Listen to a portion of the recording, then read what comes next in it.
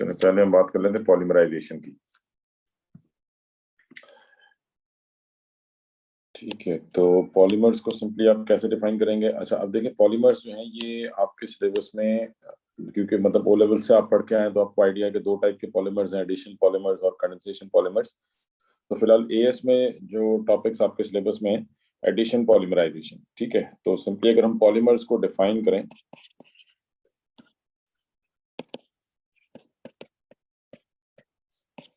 ठीक है, हम बात कर रहे हैं पॉलीमराइजेशन की। तो पॉलीमराइजेशन क्या है कि when large number of small molecules combine with each other, when large number of small molecules combine with each other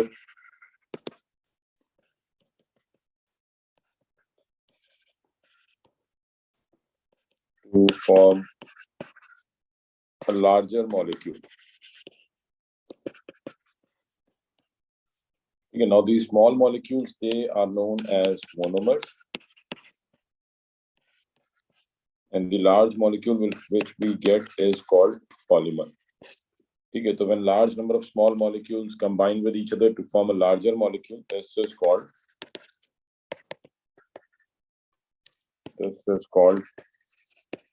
polymerization. Okay, this is called polymerization. Now there are two different types of polymers. Two different types of polymers, right? And these are addition polymers and condensation polymers. Addition polymers and condensation polymers. Okay, so addition polymers are part of AS syllabus, और addition condensation polymers जो हैं ये फिर आप next year A2 में जो है ये पढ़ेंगे। ठीक है, तो हम सिंपल बात स्टार्ट करेंगे from addition polymers. So addition polymerization.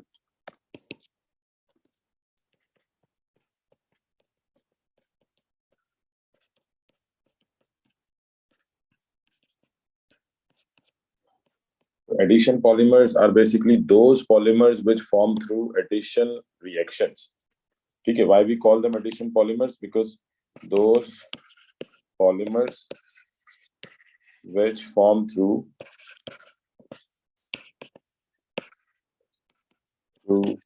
addition reaction.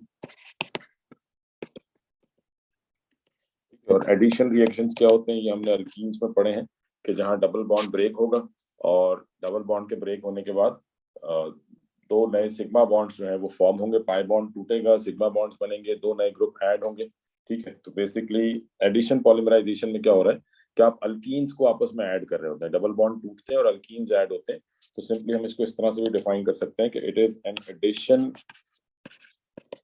Addition of alkene onto alkene.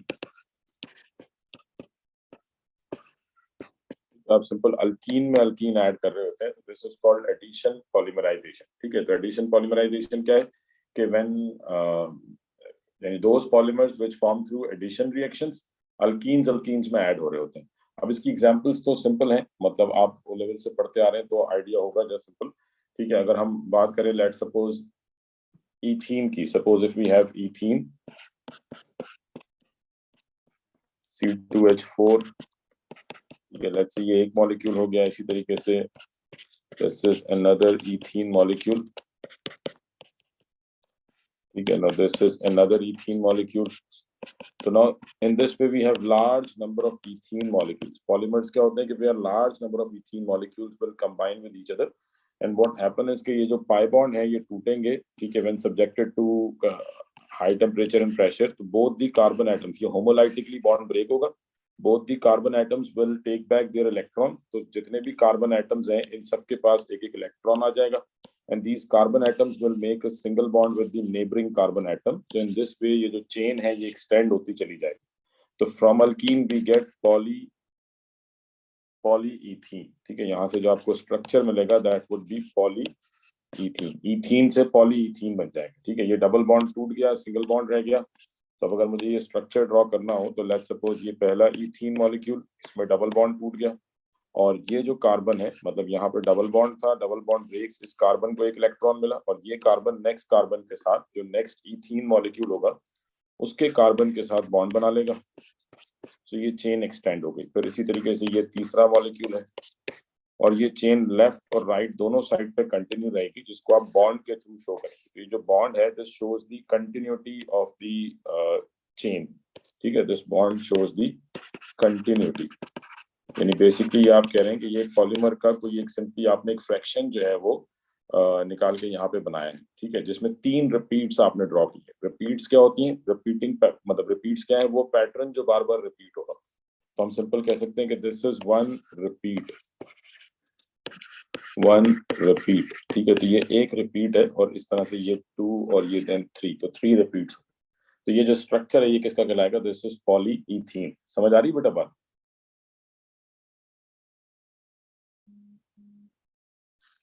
ठीक है जी। तो अब लेट सपोज अगर हम इसके स्ट्रक्चर्स की एक दो बात कर ले। Let suppose if we have propene.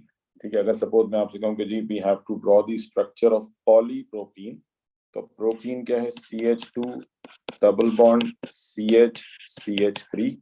Now this is propene, और हमने प्रोपीन को कन्वर्ट करना है इनटू पॉलीप्रोपीन। तो लेट्स सपोज इस टाइप का क्वेश्चन आ जाए कि जी draw the structure of polypropene showing 2 repeats. 2 repeats आपने ड्रॉ करनी है। ठीक है, तो अब किस तरह से ड्रॉ करेंगे? सबसे पहले तो आप जिन 2 कार्बन के दरमियान डबल बॉन्ड है ये ड्रॉ करेंगे। तो ये 2 कार्बन आ गए, और देन फिर उसके बाद अब इस कार्बन के साथ जो कार्बन है, ये कार्बन आप इसको बेंड कर देंगे। ठीक है, इसको, क्योंकि हमने जो डबल बॉन्ड वाले कार्बन हैं इनको एक्सपोज करना है ताकि ये आगे बॉन्ड बना सके नए। ठीक है, तो जो इस कार्बन के साथ जो बॉन्ड है, यानी कि ये जो CH3 है, इसको हम ऐसे ऊपर या नीचे ड्रॉ कर देते हैं। सो दिस इज अगेन, ये वही प्रोपीन है। 1 2 3, 3 कार्बन है। डिफरेंस सिर्फ क्या है कि जो थर्ड कार्बन है उसको आपने सीधा जाने के बजाय उसको आपने बेंड कर दिया। ठीक है, अब उसके बाद बाकी जो हाइड्रोजन है वो ड्रॉ कर लें। तो ये बाकी 2 हाइड्रोजन आ गए। सो दिस इज 1 इथीन। इसी तरीके से आप आगे दूसरा इथीन मॉलिक्यूल बनाएंगे। ठीक है, तो अब पॉलीप्रोपीन, सॉरी। तो अब यहाँ पे सिंपल क्या होगा कि जो डबल बॉन्ड है ये टूटेगा, सिंगल बॉन्ड में कन्वर्ट हो जाएगा, and both the carbon atoms will take back their electron, जिसकी वजह से now they have this ability कि ये अब एक नया बॉन्ड फॉर्म कर सकते हैं। तो जो नेबरिंग प्रोपीन मॉलिक्यूल होगा, लेट्स सपोज ये नेबरिंग प्रोपीन मॉलिक्यूल है, इसके पास अगेन CH3H H, तो इसमें भी जो डबल बॉन्ड है ये ब्रेक होगा। Both the carbon atoms would have electron, तो इन दोनों के दरमियान बॉन्ड बन जाएगा, ये आगे कंटिन्यू हो जाएगा, ये आगे कंटिन्यू हो जाएगा। तो ये एक रिपीट आ गई, रिपीटिंग यूनिट, और ये दूसरी रिपीट आ गई। So this is the structure of polypropene. This is polypropene. जी क्लियर है बेटा? ये पॉलीप्रोपीन का स्ट्रक्चर क्लियर है, इसमें कोई कंफ्यूजन? ठीक है जी। तो ये जस्ट सिंपल आपके पास आप कह सकते हैं कि अच्छा, आप चलें एक थोड़ा सा प्रैक्टिस के लिए देख लेते हैं। लेट्स से मैं आपसे कहता हूँ कि draw the structure of pentene is the monomer. Now draw the structure of polymer which would form from pentene showing 2 repeats. 2 repeats draw करनी है आपने। Draw the structure of polypropene showing 2 repeats. हाँ जी, ठीक है बेटा। pentene में 5 carbon है। ठीक है, सही स्ट्रक्चर आपने ड्रॉ किया है। तो 1 2 3 4 5, ये डबल बॉन्ड यहाँ पे आ गया। तो सिंपली हमने इस कार्बन को बेंड कर देना, इन 2 कार्बन को इस कार्बन पे बेंड करेंगे, और इस कार्बन को इस पे बैंड कर देंगे। तो ये जस्ट सिंपल जिन 2 कार्बन के दरमियान डबल बॉन्ड है, ये 2 कार्बन आ गए। ठीक है, लेट्स से 1 2 3 4 5, तो कार्बन नंबर 3 के साथ कार्बन नंबर 4 और 5 है। तो 4 और 5 को लेट्स से मैंने CH2 CH3 है, जैसे आपने C2H5 लिखा है वो भी करेक्ट है। उसके बाद यहाँ एक H है, और कार्बन नंबर 1 को हमने इस पे बैंड कर दिया, तो CH3 और एक H। अब सिंपल ये बॉन्ड ब्रेक हो गया, और इसको हमने 2 बार रिपीट कर देना है। तो ये 1 2 और CH3H CH2 CH3H। तो ये 2 रिपीट्स आ गई। Now this is polypentene. ठीक है जी, क्लियर होगी बात? इसमें कोई कंफ्यूजन, कोई question?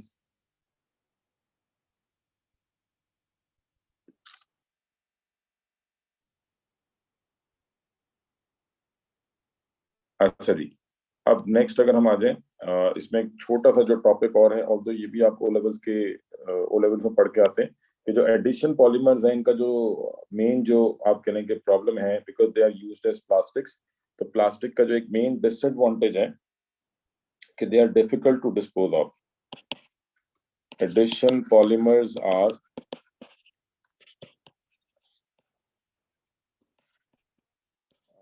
difficult to dispose of. ठीक है, इनका जो डिस्पोजल है ये मतलब आप कह लें कि ये प्रॉब्लम है. रीजन क्या है? Due to their non biodegradable.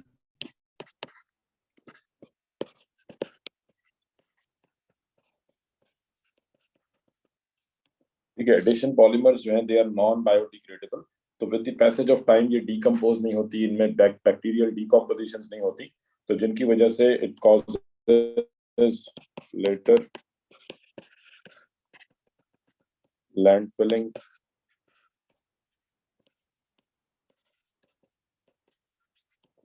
ठीक है, इट कॉजेज लैंडफिलिंग. और अगर आप लेट सपोज इनको बर्न करने की कोशिश करते हैं, इनको जला के खत्म करने की कोशिश करते हैं, तो burning of these plastics, burning releases toxic gases. ठीक है, फॉर एग्जांपल कार्बन मोनोऑक्साइड, तो गैसेस लाइक दिस कार्बन, तो इस किस्म के गैसेस या सॉलिड पार्टिकल्स जो हैं वो रिलीज होते हैं, जो कि एटमॉस्फेयर के लिए जो है वो नुकसानदेह होते हैं. ठीक है, तो ये जो सिंपल छोटा सा टॉपिक है ये आपको ध्यान में रखना है, इसमें कोई कंफ्यूजन?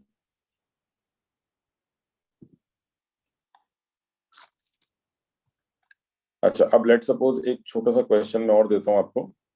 सपोज अगर हमारे पास, अच्छा, एडिशन पॉलीमराइजेशन की कंडीशन ध्यान में रखिएगा कि it occurs at high temperature and pressure. ठीक है, आपको ऐसा कोई टेम्परेचर या प्रेशर याद नहीं रखना, बट जो एक्चुअल कंडीशन है वो बस सिंपल ये ध्यान रखिए कि condition for addition polymerisation is high temperature and pressure. ठीक है, it occurs at high temperature and pressure. अच्छा, अब लेट सपोज अगर मैं आपको एक एडिशन पॉलीमर की चेन देता हूँ, लेट सपोज मैं कहता हूँ कि if this is a polymeric chain,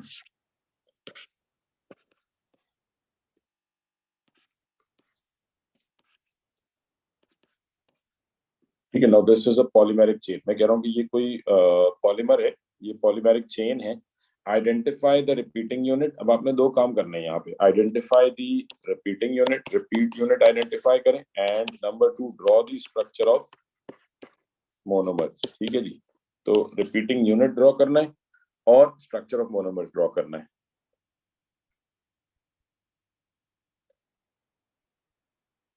first of all ये एडिशन पॉलीमर है, कैसे पता लगेगा? क्योंकि जो आपके पास कभी भी आपको ये देखना हो कि आपकी चेन, मतलब जो पॉलीमर है, is it an addition polymer और कंडेंसेशन. ऑल्दो हम बात ही एडिशन की कर रहे हैं, कंडेंसेशन की बात ही नहीं कर रहे, बट थोड़ा सा ये एक चीज ध्यान रखिएगा, एडिशन पॉलीमर की पहचान क्या है कि जो आपकी बैकबोन है वो कार्बन एटम्स की हो.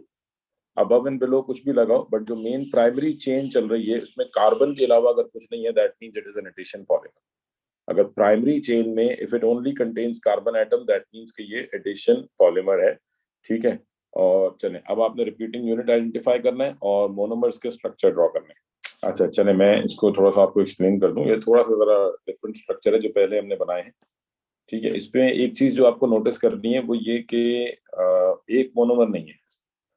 मतलब लेट्स सपोज अगर आप यहाँ से रिपीट स्टार्ट कर रहे हैं, अगर आप इस कार्बन से रिपीट स्टार्ट कर रहे हैं, तो इस कार्बन के बाद ये कार्बन है जिसके साथ एक Br, फॉर एग्जांपल इस कार्बन के साथ H और H है. उसके बाद इस कार्बन के साथ Br and H, then this contain H and H. तो अब यहाँ पे सरप्राइजिंगली Br की जगह पे Cl आ गया. ठीक है, देन इसके साथ H. उसके बाद ये अगेन कार्बन के साथ दो हाइड्रोजन, और फिर ये हमारे पास कार्बन के साथ Br. तो मतलब ये वाला जो CBr-H बॉन्ड है ये यहाँ पे रिपीट हो रहा है. ठीक है, तो मतलब ये जो CH2 CHBr है ये वाला पार्ट है. तो आपकी जो रिपीट है वो यहाँ से लेके यहाँ तक है. ठीक है, this is your repeating unit. तो ये पूरी एक रिपीट है, ये रिपीट हो रही है. ठीक है, तो हम सिंपल अगर रिपीट आइडेंटिफाई करने जा रहे हैं, तो रिपीट जो है ये आपकी, लेट्स सपोज अगर हम स्टार्ट कर रहे हैं इस एंड से, so this from this and यहाँ पे रिपीट एंड हो रही है, ये तो आपका रिपीटिंग यूनिट हो गया. ये बात समझ में आ रही है?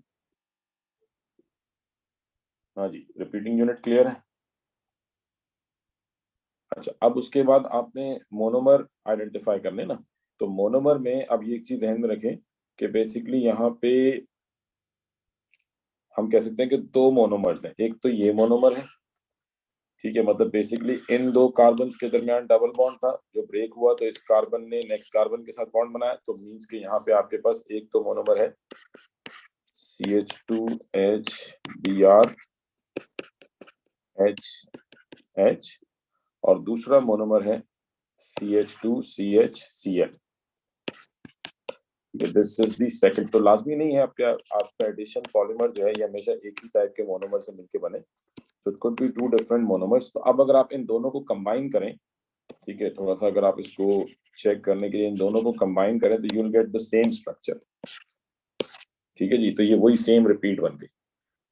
बात समझ में आ रही है? तो ये आपके दो मोनोमर्स हो गए। ठीक है जी। तो एडिशन पॉलीमराइजेशन में आपको कहीं कहीं पे पास पेपर्स में इस टाइप के सवाल मिलेंगे जिसमें डिफरेंट टाइप के मोनोमर्स से एडिशन पॉलीमर बन रहे होते हैं। ठीक है, तो एडिशन पॉलीमराइजेशन सिंपल, मतलब ये छोटा सा टॉपिक है, ज्यादा कोई इसमें मुश्किल चीजें है नहीं।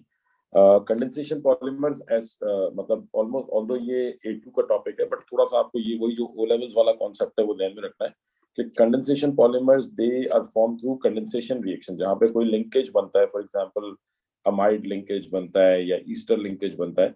तो कंडेंसेशन पॉलीमर्स में डिफरेंस क्या है कि इन कंडेंसेशन पॉलीमराइजेशन,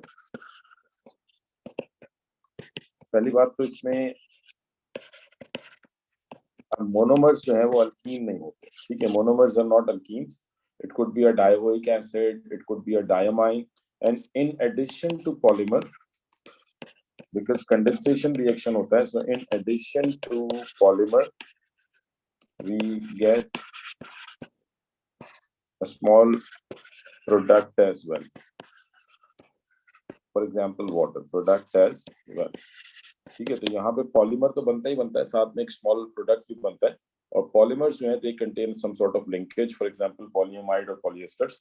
बट मैं स्ट्रक्चर्स में नहीं जा रहा, बस इतना अगर आप ध्यान में रखें तो काफी है। ठीक है, क्लियर हो गई ये पॉलीमराइजेशन, इसमें कोई कंफ्यूजन? ठीक है जी, तो ये पॉलीमर्स जो हैं ये हमारे कंप्लीट हो गए। अब आ जाते हैं हम नेक्स्ट, स्पेक्ट्रोस्कोपी, और आप सिंपल कह सकते हैं analytical techniques.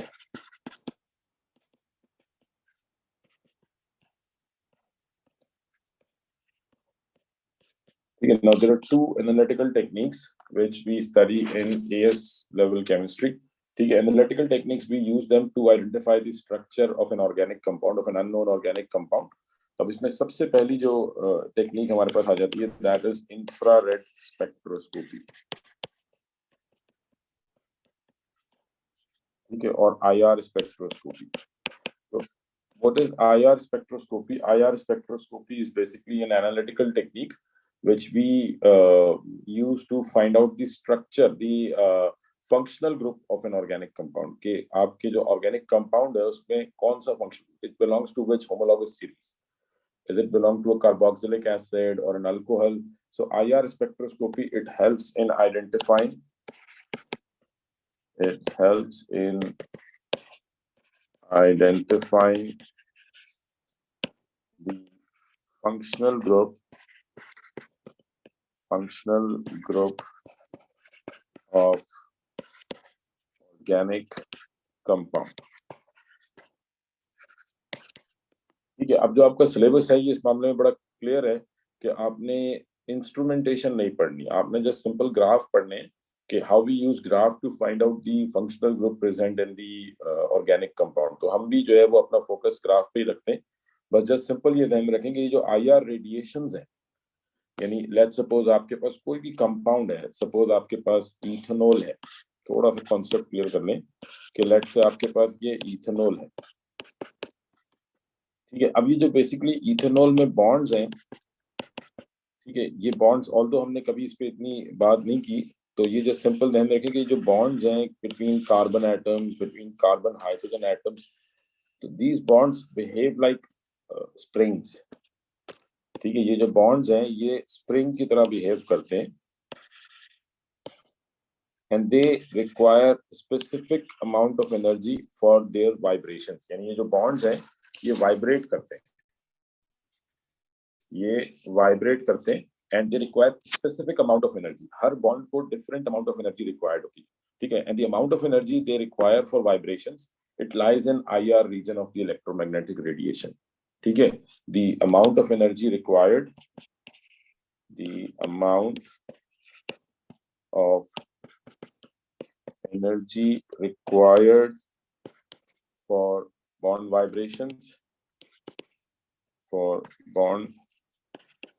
vibrations, lie in IR region of electromagnetic radiation. ठीक है जी.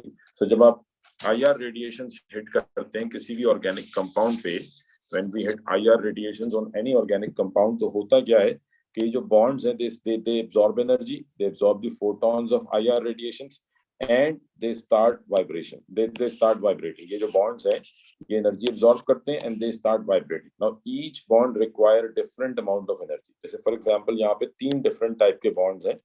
We have carbon hydrogen bond, then we have carbon carbon bond. ठीक है, इनके दरमियान भी स्ट्रिंग बना देते हैं. So we have carbon carbon bond and we have oxygen hydrogen bond. ठीक है, this oxygen hydrogen bond and carbon oxygen bond. So these are different types of bonds. तो ये carbon oxygen bond.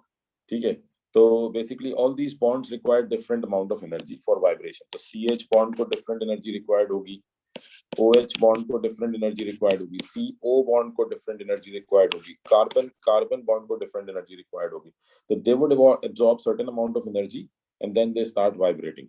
ठीक है, और जो rest of the energy होगी that would be transmitted. Part of the energy would be absorbed by the bonds for their vibrations.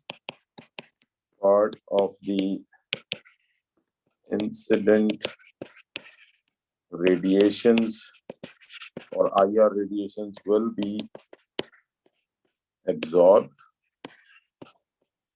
by bonds and rest of energy will be transmitted. Okay, and that transmitted light would fall on a detector. ठीक है, और वहां से आपको ये पता लगेगा कितनी एनर्जी ट्रांसमिट हुई है. So the transmitted light that would give us कि which जो ग्राफ आपके पास आएगा वो ट्रांसमिटेंस का होगा और उस ग्राफ से आप ये रिड्यूस करेंगे कि आपके पास कौन से बॉन्ड्स मौजूद हैं बेस्ड ऑन कि कितनी एनर्जी ट्रांसमिट हुई है और कितनी एनर्जी एब्जॉर्ब हो रही है. तो उससे हमें पता लग जाएगा कि कौन से बॉन्ड हमारे स्ट्रक्चर में मौजूद है. तो that transmitted light will hit the detector and will give us the detail about the organic molecule. समझ आ रही है बात? ये तो थोड़ी सी थ्योरी है सिंपल IR स्पेक्ट्रोस्कोपी की. जी, ये बात समझ में आई है बेटा? इसमें कोई क्वेश्चन?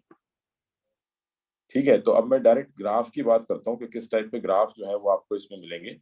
यानी इसमें जो सिंपल ग्राफ हम मिलते हैं IR रेडिएशंस के अंदर या IR स्पेक्ट्रोस्कोपी में, इसमें मेन जो आपको एक्सिस मालूम होने चाहिए कि y एक्सिस क्या है और x एक्सिस क्या है. तो लेट सपोज ये हमारे पास ग्राफ है IR रेडिएशन का. ठीक है, अब इसमें y एक्सिस पे होती है ट्रांसमिटेंस. आई होप कि यार आपने पढ़ी होंगी. तो y एक्सिस पे क्या है? y एक्सिस पे वी हैव transmittance.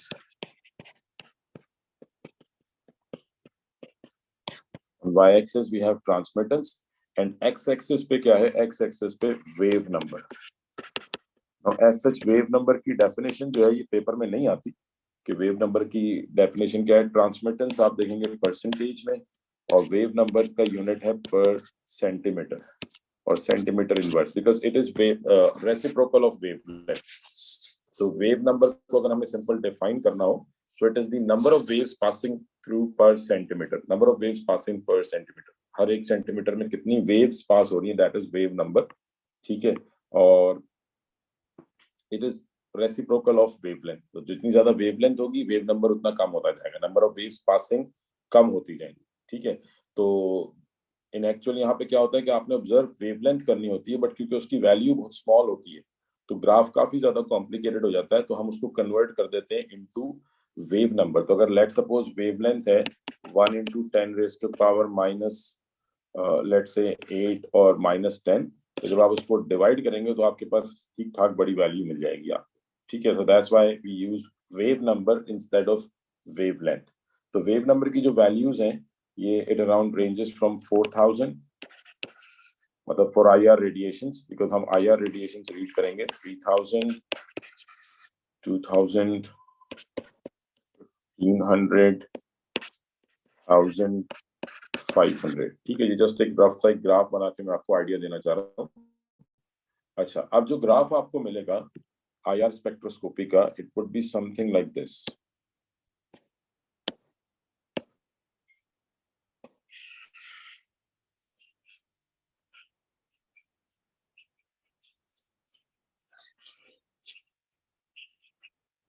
ठीक है, ये कुछ इस टाइप का ग्राफ मिलेगा, हर ग्राफ डिफरेंट होगा, बट ये मतलब ऑलमोस्ट रफली आपने ग्राफ देखे होंगे पास पेपर्स में भी, नोट्स में, तो ये कुछ इस टाइप के ग्राफ मिलते हैं, ठीक है। और ये जो ग्राफ है इसमें आपने इस ग्राफ को रीड करना होता है, ठीक है। अब देखें जैसे वाई एक्सिस पे क्या है, ट्रांसमिटेंस है, तो जितनी आपका मतलब लेट सपोज कि ये हमारे पास यहाँ पे ट्रांसमिटेंस कम दिखाई दे रही है, तो इसका मतलब ट्रांसमिटेंस कम है, दैट मीन्स कि एब्जॉर्बेंस ज्यादा है, ठीक है। तो दैट मीन्स कि ये जो पीक्स हैं इन्वर्टेड पीक्स, ये जो इन्वर्टेड पीक्स हैं, this will give you the absorbance. ये एब्जॉर्बेंस के बारे में बता रहे कि जितनी ट्रांसमिटेंस कम हो रही है दैट मीन्स कि वो एनर्जी एब्जॉर्ब हुई, ठीक है। अब ये सिंपल ग्राफ है IR स्पेक्ट्रोस्कोपी के लिए, इसको हमने यहाँ पे समझना है। तो मतलब अगर आपके पास वाई एक्सिस पे, यानी ये सिंपली क्या है, these are inverted peaks, inverted, ठीक है। और ये इन्वर्टेड पीक्स जो हैं they will give you an idea कि जी यहाँ पे कौन से बॉन्ड्स जो है, बिकॉज जैसे अभी हमने पहले बात की कि हर बॉन्ड को different amount of energy required होगी, ठीक है।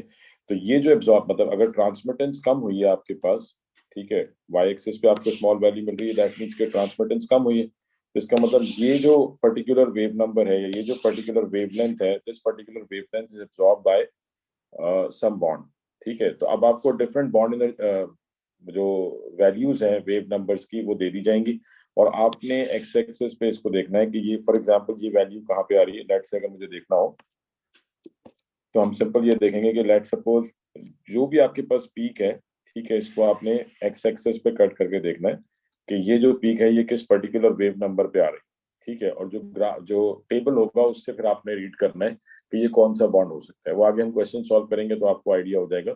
सिमिलरली लेट सपोज ये एक पीक है, ठीक है, इसी तरीके से ये एक पीक है। अच्छा, नॉर्मली जब हम कंपाउंड एनालिसिस की बात करते हैं तो उसमें आप जो पीक्स ऑब्जर्व करते हैं, या बाद बात आपने क्वेश्चन भी देखोगे, क्वेश्चन में भी मेंशन होता है कि आप 1500 से अबव रीजन जो है वो स्टडी करते हैं, ठीक है। 1500 से 1500 से अबव रीजन जो है वो स्टडी किया जाता है। उसका मेन रीजन क्या है कि 1500 से पीछे जो रीजन है दिस इज फिंगरप्रिंट रीजन, ठीक है, ये फिंगरप्रिंट रीजन है। और 1500 से ऊपर जो है ये फंक्शनल ग्रुप रीजन है। तो बेसिकली अगर लेट सपोज मैं इसको यूं एक्सप्लेन कर दूं कि अगर लेट से आपके पास कोई भी अल्कोहल है, जैसे इथेनॉल है, तो जितने भी इथेनॉल हैं, तमाम इथेनॉल का ये जो फंक्शनल ग्रुप रीजन है ये सेम होगा, बट फिंगरप्रिंट रीजन डिफरेंट होगा, ठीक है। फिंगरप्रिंट रीजन जो है वो डिफरेंट होगा। तो मतलब नॉर्मली जब आप ग्राफ रीड करते हैं तो आप 1500 से नीचे बहुत कम पीक्स हैं। जैसे हम यहाँ पे अगर सिलेबस से देखें, एक दफा आप डेटा बुकलेट देख लें ताकि आपको आइडिया हो जाए। मतलब आप जो क्वेश्चन आएंगे उसमें वैल्यूज जो है वो आपको क्वेश्चन के साथ ही दी जाएंगी, बिकॉज अब डेटा बुकलेट है नहीं। बट एक दफा जस्ट थोड़ा सा टेबल क्लियर करने के लिए मैं इसको यहाँ से डिस्कस कर लेता हूँ।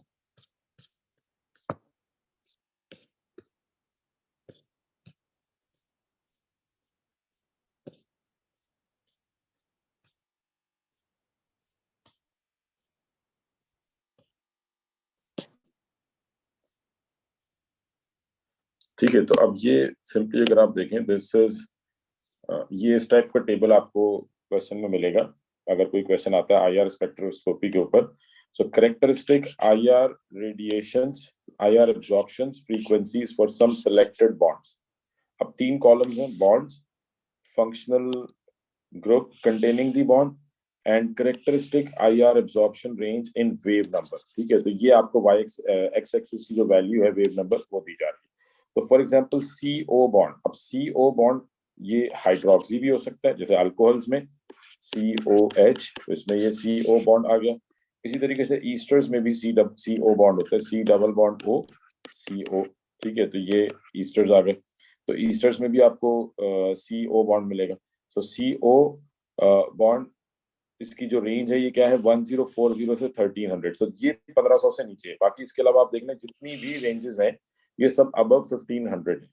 सो carbon carbon double bond, this could be an aromatic compound. Now aromatic compound ये A2 का पार्ट है, then it could be an alkene, ठीक है। तो ये पीक कहाँ पे मिलेगी आपको, 1500 टू 1680, so 1500 से 1680 के दरमियान अगर कोई पीक आपको मिलती है, so that would be carbon carbon double bond, CO carbonyl group, it could be an amide, a carbonyl or a carboxyl. Carbonyl means aldehyde or ketone, carboxyl means they're talking about carboxylic acid or ester, ठीक है। तो ये different ranges given है। इसी तरीके से carbon nitrogen triple bond nitrile, it ranges from 2200 to 2250। So ये इस तरह से आपको ये टेबल दे दिया जाएगा, एंड देन फिर आपको देखना है कि कौन सी वैल्यू आ रही है एक्स एक्सेस के ऊपर, और वहां से आपको पता लग जाएगा कि which bond is responsible for this particular absorbance. समझ आ रही है बात?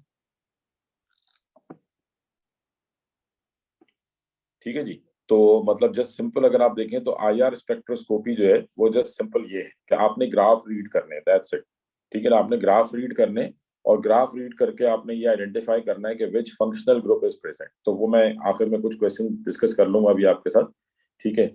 और आपने कोई रेंजेस याद नहीं करनी, ये क्वेश्चन मतलब क्वेश्चन में ऑलरेडी गिवन होती हैं। आपने जस्ट क्वेश्चन को रीड करके और उसके बाद आपने फाइंड मतलब ये बताना है कि ये कौन सी पर्टिकुलर पीक्स हो सकती है, ठीक है। तो ये तो हो गई IR spectroscopy which we use to identify the functional group present in an organic compound, कि किसी भी ऑर्गेनिक कंपाउंड में कौन से फंक्शनल ग्रुप्स मौजूद हैं। तो ये फंक्शनल ग्रुप आइडेंटिफिकेशन के लिए यूज की जाती है, ठीक है। उसके बाद नेक्स्ट स्पेक्ट्रोस्कोपिक टेक्निक्स पे आते हैं, फिर उसके बाद हम एक साथ ही पास पेपर देख लेंगे इनके। Next is mass spectroscopy.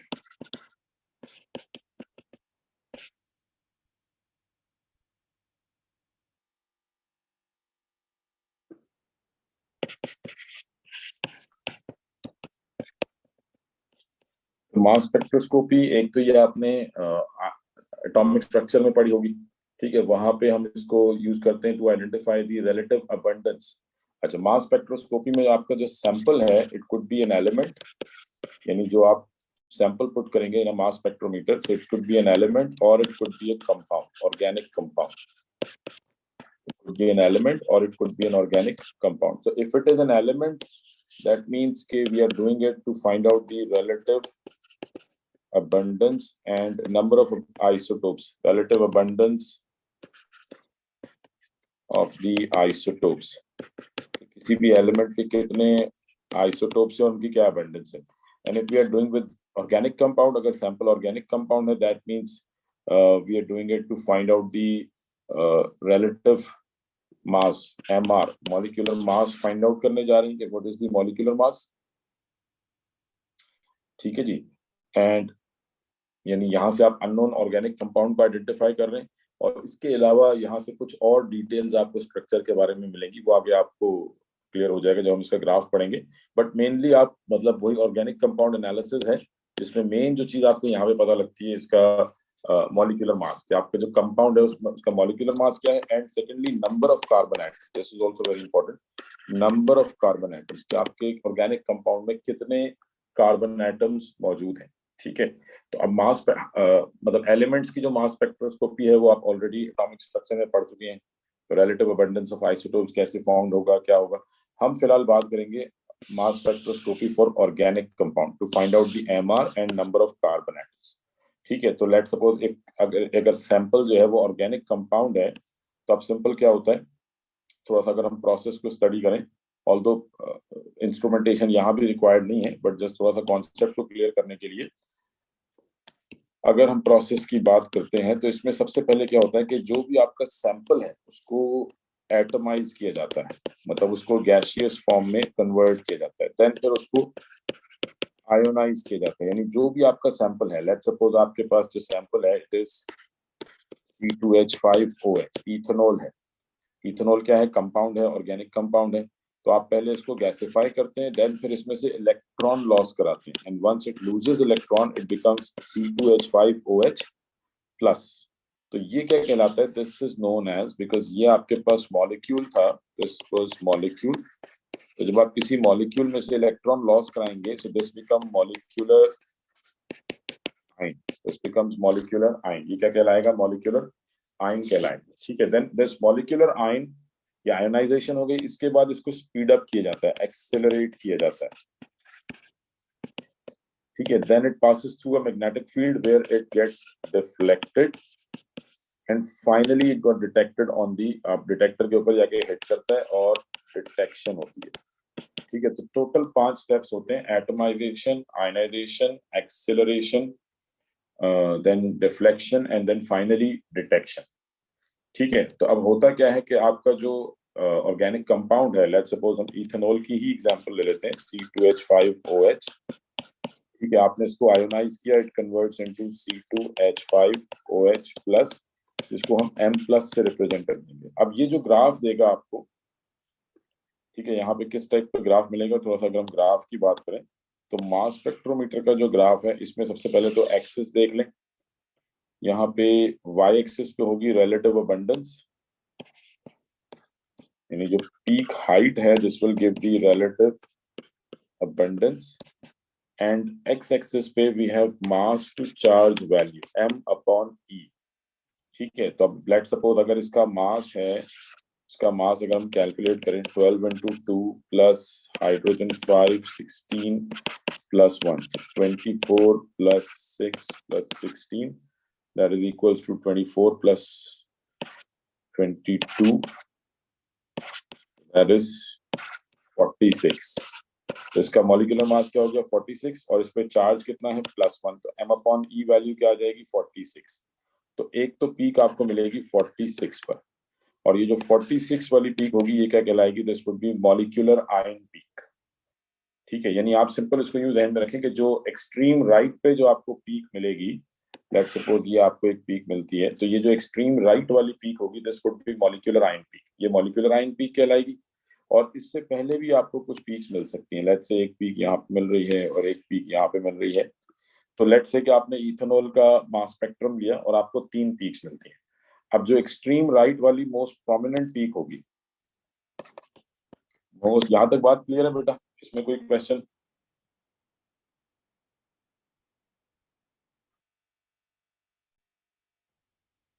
ठीक है, अब most prominent peak on extreme right, that would be molecular ion M peak।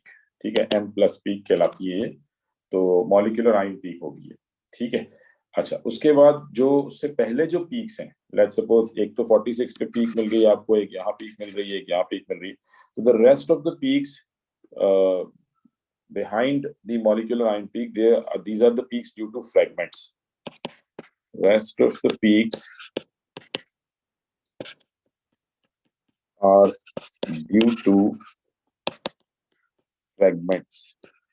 यानी होता क्या है कि जो आपका मॉलिक्यूलर आयन है, बाज़ औक़ात मॉलिक्यूलर आयन जो है, लेट्स से आपने इसको यूं सिंपल समझे कि आपने इसके 10 मॉलिक्यूल्स जो हैं वो एंटर किए थे, और 10 में से 9 जो है वो आयोनाइज हुए। अब ये जो 9 मॉलिक्यूल आयोनाइज हुए हैं, जब ये ट्रेवल करते हैं मास स्पेक्ट्रोमीटर में, तो बाज़ औक़ात इनमें से कुछ मॉलिक्यूल जो है वो फर्दर टूट जाते हैं। लेट्स सपोज ये इथेनॉल है, तो अब ये इसमें लेट्स सपोज कोई एक इथेनॉल मॉलिक्यूल आपस में टकराते हैं, जिसकी वजह से ये फर्दर ब्रेक डाउन होते हैं, और इसको कहलाती है फ्रेगमेंटेशन। तो आपके कुछ मॉलिक्यूलर आयन जो है ये छोटे छोटे फ्रेगमेंट्स में ब्रेक हो जाते हैं। तो हमें इसकी ज्यादा डिटेल में जाने की जरूरत नहीं है, जस्ट सिंपल आपको ये पता होना चाहिए कि इस टाइप के ये फ्रेगमेंट्स बनेंगे। अच्छा, जब ये टूटेगा तो ये होमोलाइटिकली टूटेगा, यानी ये एक इलेक्ट्रॉन ये ले जाएगा, एक इलेक्ट्रॉन ये ले जाएगा, और इनमें से एक पॉजिटिव चार्ज, यानी जो चार्ज है पॉजिटिव चार्ज, वो किसी एक के ऊपर पॉजिटिव चार्ज आएगा, और दूसरा जो है वो फ्री रेडिकल बन जाएगा। तो जो मास स्पेक्ट्रोमीटर है, it will only detect the positive ion. तो ये फ्रेगमेंट होगा जो आके हिट करेगा डिटेक्टर को, और ये लॉस्ट हो जाएगा। ठीक है, तो ये फ्रेगमेंट्स होंगे जो कि, यानी these are the peaks due to fragments. ये जो पीक्स आपको मिल रही हैं, These peaks are due to fragments. ये फ्रैगमेंट्स की वजह से पीक है। समझ आ रही बेटा बात?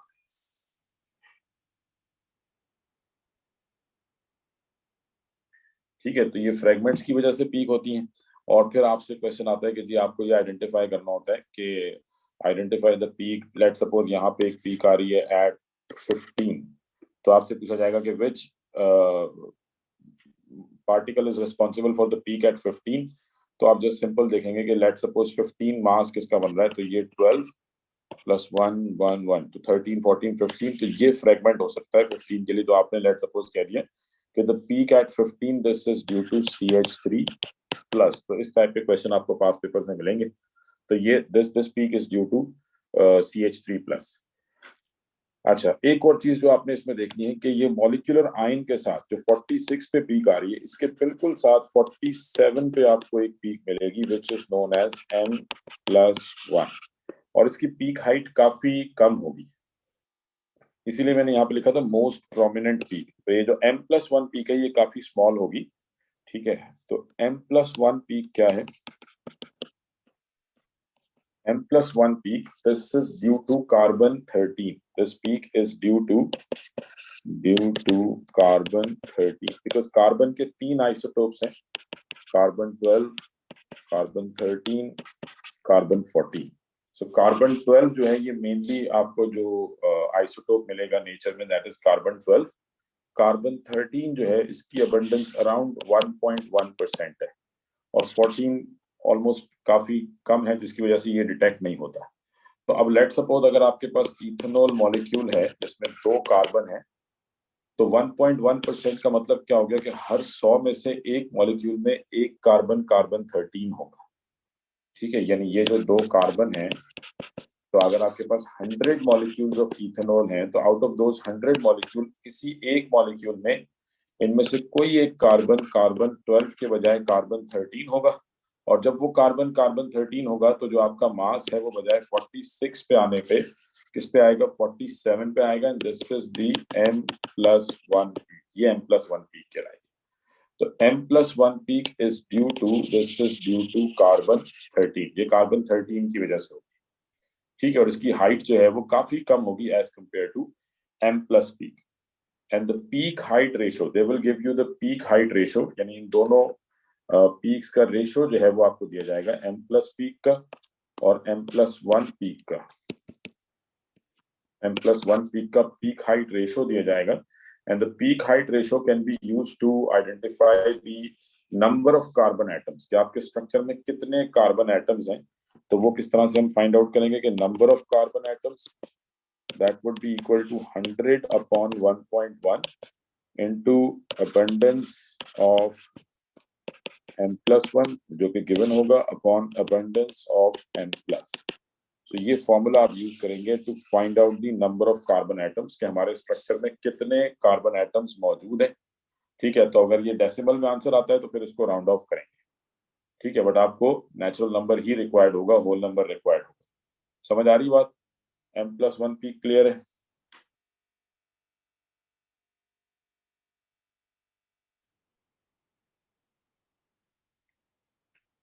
ठीक है जी, तो ये हमने M+1 पीक की बात कर ली। अच्छा, उसके बाद फिर एक और चीज जो आपने देखनी है, दैट इज कि अगर लेट सपोज आपके पास स्ट्रक्चर में क्लोरीन मौजूद है, suppose if we have CH3Cl। ठीक है, सो CH3Cl जो है इसमें क्लोरीन मौजूद है, तो इसका अगर आप स्पेक्ट्रम लेते हैं, लेट सपोज इसका अगर स्पेक्ट्रम लिया जाए, अबंडेंस और M+1 mass to charge value, तो अब क्लोरीन जो है इसके 2 आइसोटोप्स हैं, Cl35 एंड Cl37। ठीक है, तब हो सकता है आपके मॉलिक्यूल में जो आपने 100 मॉलिक्यूल्स लिए, लेट सपोज जो भी आपके पास नंबर ऑफ मॉलिक्यूल्स हैं, इनमें से some of the molecules would have Cl35 and rest of the molecules would have Cl37। ठीक है, तब आपको 2 पीक्स मिलेंगी ना। एक तो पीक होगी ड्यू टू Cl35 जो कि मेन होगी, बिकॉज Cl35 की रिलेटिव अबंडेंस कितनी है, 75%, और 37 की रिलेटिव अबंडेंस कितनी है, 25%। ठीक है, तो आपको जो M+ पीक मिलेगी मॉलिक्यूलर आयन पीक मिलेगी, that would be due to chlorine 35। तो मास कितना बन जाएगा, carbon 12 plus 3 hydrogen plus 35। So this would be equal to 12 plus 3 plus 35, that is equals to 50। ठीक है, तो लेट सपोज आपको एक पीक तो मिल जाएगी 50 पर, सो लेट्स से दिस इज 50। ठीक है, तो सपोज हमने अज्यूम कर लिया कि ये 50 पर एक पीक मिल जाएगी, लेट्स से दिस इज 50। ठीक है, इसको करेक्ट कर लेते हैं। सो लेट्स से ये peak at 50 and this is m plus peak. ठीक है, अच्छा उसके बाद आपको m+1 पीक मिल सकती है जो कि कार्बन 13 की वजह से होगी। तो अगर कार्बन 12 की जगह कार्बन 13 है, then it would be equal to 51. So we would have a very small peak at 51, which is due to m+1, यानी ये m+1 peak आ गई due to carbon 13. Then फिर उसके बाद you get another peak at 52. ठीक है, this would be the peak at 52, which is due to carbon 12, hydrogen 3 hydrogen and chlorine 37. So this would be 52. ठीक है, ये क्या हो जाएगा, 52 हो जाएगा। So this would be known as, ये क्या कहलाएगा, दिस इज m+2 पीक। इसको आप क्या नाम देंगे, m+2 पीक। सो m+ पीक जो है 35 वाला जो आइसोटोप है ये आपको m+ पीक देगा, और 37 वाला जो आइसोटोप है ये m+2 पीक देगा। तो अगर आपको एक m+ पीक मिल रही है और m+ यानी राइट साइड पर आपको दो पीक्स मिल रही हैं, और दोनों का जो पीक हाइट का रेशियो है, हमें कैसे पता लगेगा ये क्लोरीन है। अगर m+ if m+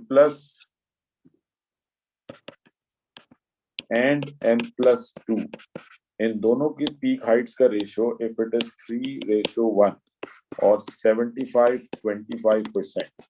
ठीक है, if m+2 peak is 25% of m+ peak, इस पीक का अगर ये 25% है या 3:1 का रेशियो है, ठीक है 3:1 का रेशियो है, दैट मीन्स के ये this compound contain a chlorine atom, इसमें क्लोरीन एटम मौजूद है।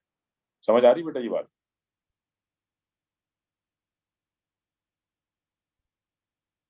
ठीक है, तो it contains chlorine atom. So m+2 peak is due to chlorine 37 और ये 3:1 के रेशो में होंगे। सिमिलरली अगर लेट सपोज आपके स्ट्रक्चर में दो क्लोरीन है, CH2Cl2। अच्छा, हो सकता है आपके ध्यान में ये क्वेश्चन आ रहा हो कि जी फिर m+3 पीक भी तो हो सकती है कि अगर लेट सपोज कार्बन 13 हो और क्लोरीन 37 हो, यानी ये भी तो हो सकता है, जैसे आपने कार्बन 12 35 फिर कार्बन 13 35 लिया, ऐसे कार्बन 12 37, और ये भी तो हो सकता है कि कार्बन 13 3 प्लस 37, तो देन फिर हमें 53 पे पीक मिलेगी, तो that would B m+3 peak. तो ऑब्वियसली मतलब डेफिनेटली ये हो सकता है, बट क्या है कि अब यहाँ पे जो दोनों आइसोटोप्स हैं ये लोअर अबंडेंस वाले हैं, यानी कार्बन 13 जिसकी अबंडेंस काफी कम है और क्लोरीन 37 इसकी अबंडेंस कम है। ठीक है, तो ये दोनों इतने कम अबंडेंट हैं कि इस पीक को डिटेक्ट करना काफी मुश्किल होता है। तो नॉर्मली मास स्पेक्ट्रोमीटर इसको डिटेक्ट ही नहीं कर पाते। जो आप कह लें कि जरा ज्यादा जो बेहतर मास स्पेक्ट्रोमीटर होते हैं वो इसको डिटेक्ट कर लेते हैं, बट नॉर्मली आपको एएस में इस टाइप के सवाल नहीं मिलेंगे। ठीक है, तो आप जस्ट इसको m+2 तक जो है वो जहन में रखें, तो इंशाल्लाह ताला ये इसमें आपको क्लियर हो जाएगा, मतलब इसी टाइप के सवाल आपको मिलेंगे। ठीक हो गया। अच्छा, अब अगर सपोज दो क्लोरीन है, if we have two different chlorines, then we would get how many peaks? Carbon 12 plus 2 plus 35 plus 35. If both the chlorines are 35, then the MR would be 12 plus 2 plus 35 plus 35. That would be equal to 84, and this would be M plus peak. ठीक है, अब मैं सिर्फ chlorine की बात कर रहा हूँ बिकॉज मुझे पता है एक तो m+1 पीक होगी, बट वो आपको ऑलरेडी क्लियर हो चुका होगा, तो मैं डायरेक्ट Cl की बात कर रहा हूँ। Now let's suppose if one of the isotope is 35 and the other one is 37, then we get a peak at 86 and that would be m+2। ठीक है, और ये भी हो सकता है कि पहला वाला आइसोटोप 37 हो और दूसरा 35 हो, स्टिल पीक 86 पे ही आएगी, तो ये m+2 वाली ही पीक है।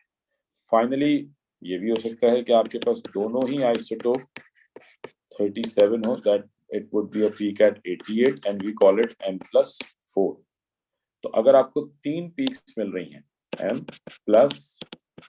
m+2 एंड m+4, ठीक है जी, m+, m+2 and m+4, then जो दैट मीन्स कि आपके पास दो क्लोरीन एटम्स मौजूद हैं। और ये मजीद कंफर्म तब हो जाएगा अगर इन तीनों हाइट्स का रेशो 9:6:1। ठीक है, अगर ये रेशो 9:6:1 का रेशो है तो दैट मीन्स कि ये 100% क्लोरीन। अब ऑल तो ये आपसे कोई नहीं पूछेगा कि ये रेशो कहाँ से आ रहा है, ठीक है, बट आप अपने ध्यान में रखने के लिए इसको ध्यान में रख सकते हैं कि Cl35 3:3 that is 9, 35 3, 37 1, so that is 3, then it is 1 into 3, so 3 plus 3 that would be equal to 6, and 37 1 into 1 1, so that's why it is 9 6 1. So if the peak heights are in this ratio 9 6 1, that means it is chlorine. समझ आ रही बेटा बात?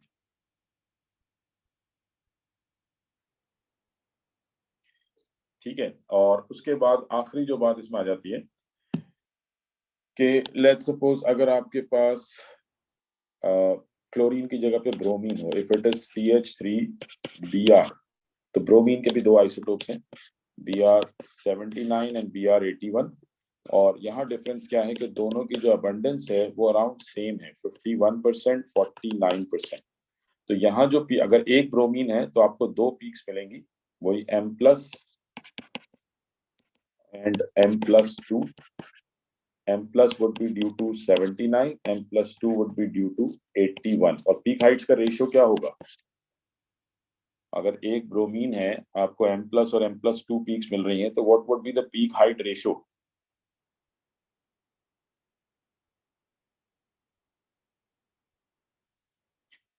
Bromine के case में peak Heights का ratio क्या होगा? ब्रोमीन की बात हो रही है बेटा, ब्रोमीन के केस में रेशियो क्या होगा?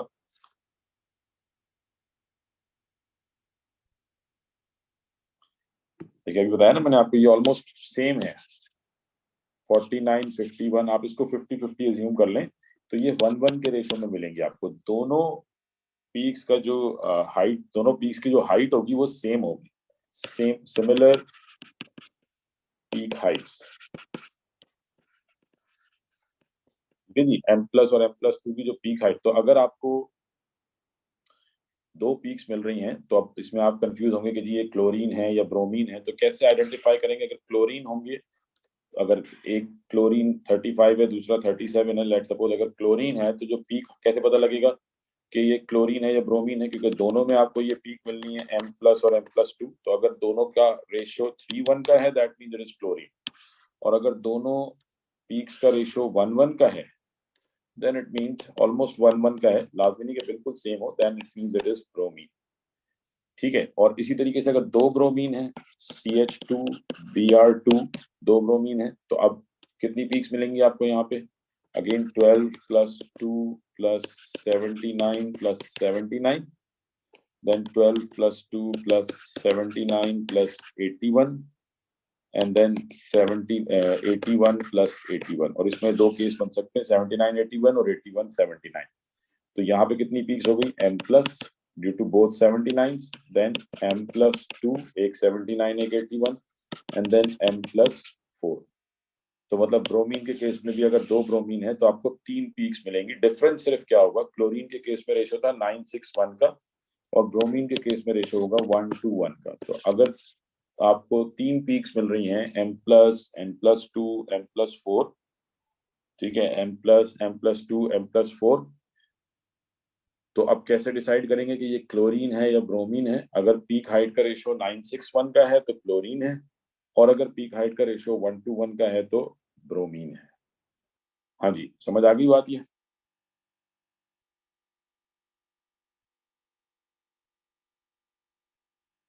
ठीक है, तो चलें, ये टॉपिक तो आपका कंप्लीट हो गया।